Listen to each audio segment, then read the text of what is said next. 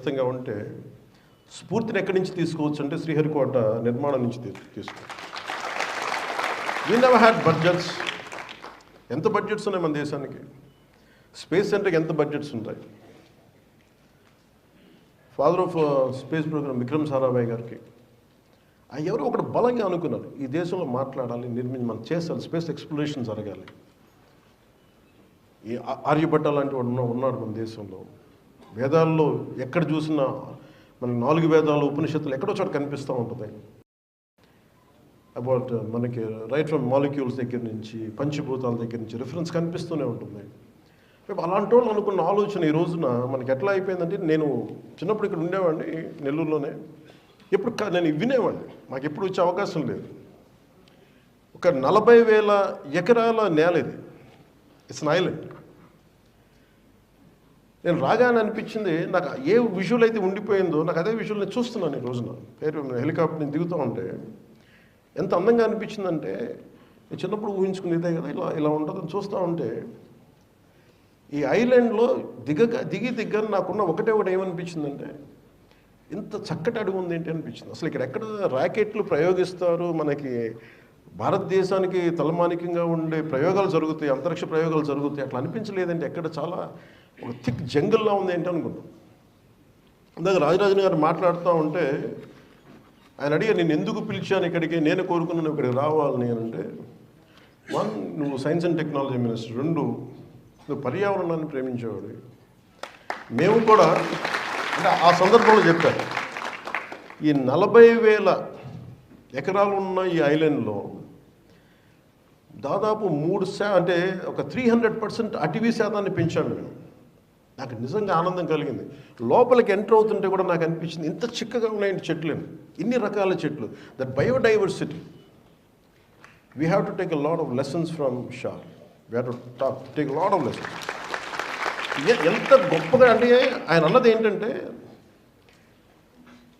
మనకి అడ్వాన్స్మెంట్ అంటే సైంటిఫిక్ మనకి achievement, development and ecological balance can go hand in hand. They can be in turn. రెండు కలిసి ఉండొచ్చు అనేది ఈ మన సతీష్ ధావన్ స్పేస్ సెంటర్ తెలియజేస్తాం Sriharikota range. We have to learn from it. చాలామంది, sir I don't know whether how far you know that lot of people take inspiration from ISRO, sir, about your achievements, about your tenacity, about your resilience. Amidst many failures, you always came back. You emerged out. And imagine when Shamu Prasad Garu was quoting me about, okay, I have achieved this politically, but can I tell you that I took that inspiration from Shah. No matter how many times you fail, you come out, emerge out as victoriously. And I took that inspiration from Shah, from ISRO scientists. Like, the space journey of Bharat is the best example that suits this quote. That suits this particular quote. Wolfgang von Goethe, a German poet and philosopher. Boldness has magic, genius and power in it. అంటే నువ్వు ఏదన్నా సరే సాధించాలంటే, నాకు చిన్నప్పుడు అంత అవగాహన ఉండేది కాదు, తెలివితేటలు ఉండేవి కాదు, పిచ్చి కోరికే ఉండేది సాధించాలి. ఎలా సాధిస్తావో జ్ఞానం లేదు.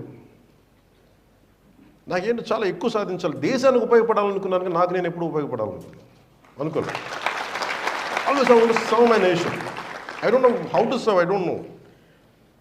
But అలాంటిది somewhere deep down, like this kind of quotes of von Goethe. And అలాగే అబ్దుల్ కలాం గారు చెప్పింది, small aim is a crime, especially for students. Have a great one. చిన్న చితక ఆశయాలు పెట్టుకోకూడదు.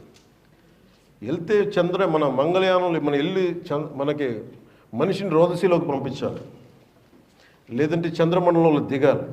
చిన్న చిత్తగా ఎయిమ్స్ ఉండవు.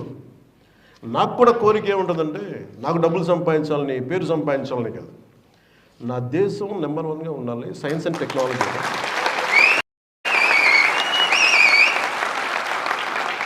అంటే నాకు ఒక బాధ కలిగేది, 2014లో న్యూయార్క్ టైమ్స్ రిడిక్యూల్స్